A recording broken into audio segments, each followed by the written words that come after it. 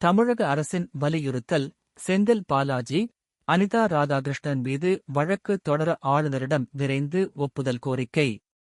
தமிழகத்தின் முன்னாள் அமைச்சர்களான செந்தில் பாலாஜி மற்றும் அனிதா ராதாகிருஷ்ணன் ஆகியோருக்கு எதிராக அமலாக்கத்துறை மேற்கொள்ள உள்ள நடவடிக்கைகள் தொடர்பாக முக்கியமான அரசியல் மற்றும் சட்ட முன்னேற்றம் ஏற்பட்டுள்ளது.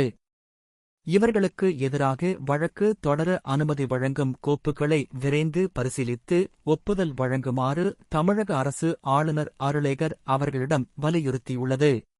சட்டத்துறை அமைச்சர் ஆளுநரை சந்தித்து கோரிக்கை. தமிழக சட்டத்துறை அமைச்சர் நிர்மல்குமார் ஆளுநர் அருளேகரை நேரில் சந்தித்தபோது இந்த வழக்குகள் தொடர்பான அனுமதி கோப்புகளை தாமதமின்றி பரிசீலித்து ஒப்புதல் வழங்க வேண்டும் என்ற கோரிக்கையை அதிகாரப்பூர்வமாக முன்வைத்ததாக தகவல் வெளியாகியுள்ளது. செந்தில் பாலாஜி மீது உள்ள குற்றச்சாட்டு. முன்னாள் அமைச்சர் செந்தில் பாலாஜி மீது போக்குவரத்து துறையில் வேலைவாய்ப்பு வழங்குவதாக கூறி பணம் பெற்றதாக குற்றச்சாட்டு எழுந்துள்ளது. இந்த வழக்கின் அடிப்படையில் லஞ்ச ஒழிப்புத்துறை பதிவு செய்த வழக்கை தொடர்ந்து பண மோசடி தடுப்புச் சட்டத்தின் PMLA கீழ் அமலாக்கத்துறையும் தனது விசாரணையை முன்னெடுத்து வருகிறது. அனிதா ராதாகிருஷ்ணன் மீது விசாரணை.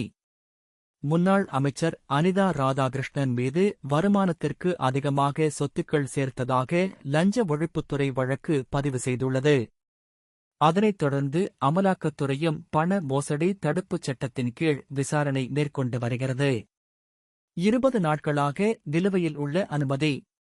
இரு முன்னாள் அமைச்சர்களுக்கும் எதிராக வழக்கு பதிவு செய்ய அனுமதி கோரி அமலாக்கத்துறை அனுப்பிய கோப்புகள் கடந்த 20 நாட்களுக்கும் மேலாக ஆளுநரின் பரிசீலனையில் உள்ளதாக கூறப்படுகிறது.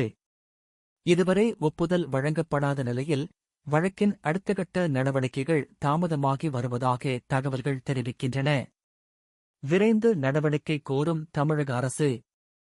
இந்த சூழலில் சட்ட நடைமுறைகள் தாமதமின்றி முன்னேற வேண்டும் என்பதற்காக அனுமதி கோப்புகளுக்கு விரைவாக ஒப்புதல் வழங்குமாறு தமிழக அரசு மீண்டும் வலியுறுத்தியுள்ளது. ஆளுநரின் முடிவுக்குப் பிறகே அமலாக்கத்துறை அடுத்தகட்ட சட்ட நடவடிக்கைகளை மேற்கொள்ளும் நிலை உருவாகியுள்ளது. அரசியல் வட்டாரங்களில் பரபரப்பு. முன்னாள் அமைச்சர்கள் தொடர்பான இந்த வழக்குகள் தமிழக அரசியல் வட்டாரங்களில் மீண்டும் பரபரப்பை ஏற்படுத்தியுள்ளன.